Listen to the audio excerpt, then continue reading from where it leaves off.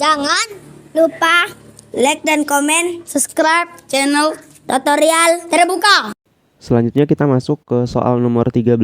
Di sini mengaitkan laju perubahan momentum linier serta mengaitkan konsep perubahan momentum linier dan impuls.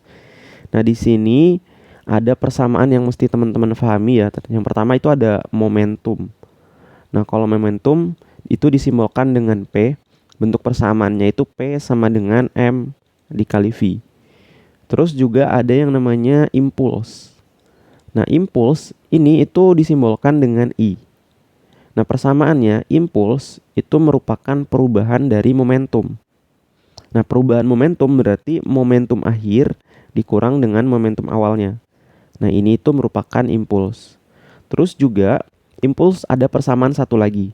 Jadi impuls itu sama dengan gaya dikali dengan perubahan waktu. Jadi ini tuh waktu sentuh ya, atau waktu kontaknya.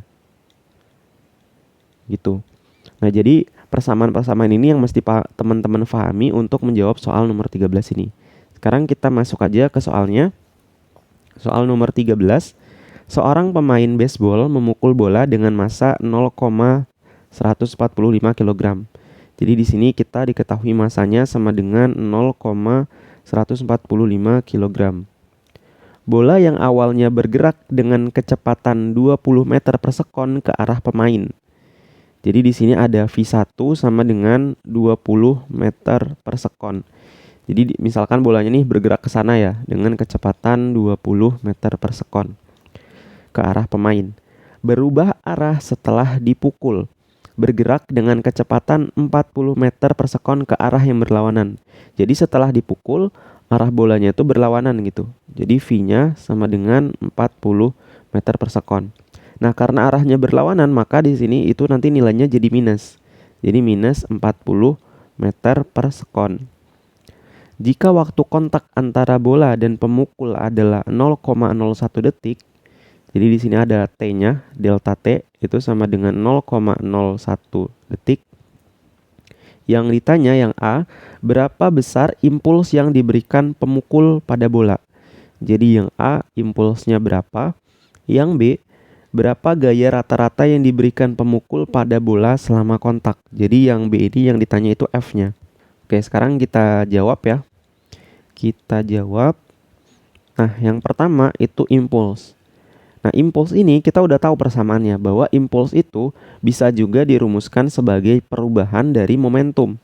Gitu. Karena di sini kalau kita lihat persamaan-persamaan yang diketahui ini tuh merupakan persamaan yang bisa kita hitung menggunakan persamaan perubahan momentum. Gitu.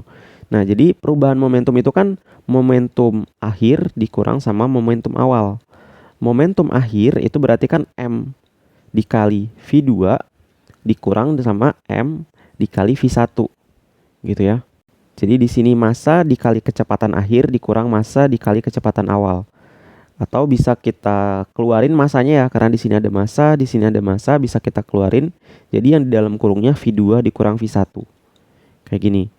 Nah, ini jadi persamaan untuk si impulsnya. Nah, tinggal kita masukin nilai-nilai yang kita ketahui. Di sini massanya 0,145 kg dikali V2. V2-nya itu nilainya di sini minus ya. Jadi di sini minus 40. Terus dikurang V1. V1 itu 20.